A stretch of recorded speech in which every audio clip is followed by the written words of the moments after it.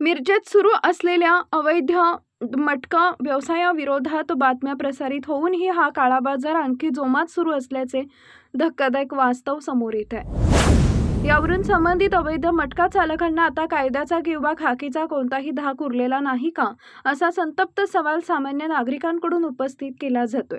शहरातील अनेक भागात पानटपऱ्या, किराणा दुकाने तसेच गुप्त ऑफिसेसमधून खुलेआम मटका घेतला जात असल्याचे पुरावे समोर येत असून काही ठिकाणी दिवसाढवळ्या नंबर लिहिणे, चिठ्ठ्या घेणे आणि पैशांची देवाणघेवाण सुरू असल्याचं चित्र आहे। एवढे सर्व उघड्यावर सुरू असताना संबंधित यंत्रणा नेमकी काय करतेय याबाबत नागरिकांमध्ये तीव्र नाराजी व्यक्त होतीये। विशेष म्हणजे अवैध धंद्यांविरोधात बातम्या झळकूनही मटका व्यवसाय कमी होण्याऐवजी अधिकच बिनधास्तपणे वाढत असल्याने प्रशासनाच्या कार्यपद्धतीवर प्रश्नचिन्ह निर्माण झालंय। खाकीचा धाक संपलाय का, अशी चर्चा आता सर्वसामान्यांमध्ये सुरू झालीय। मिरज आणि सांगली जिल्ह्यात नव्यानं रुजू झालेल्या पोलीस अधीक्षकांकडून नागरिकांना मोठ्या अपेक्षा असून त्यांनी या गंभीर विषयाकडे वैयक्तिक लक्ष घालून अवैध मटका व्यवसायावर कठोर कारवाई करावी, अशी जोरदार मागणी होतीये। युवक वर्गाला जुगार, नशा आणि गुन्हेगारीच्या दलदलीत ढकलणाऱ्या अवैध रॅकेटचा कायमस्वरूपी बंदोबस्त व्हावा, अशी मागणी जनतेतून व्यक्त होतीये।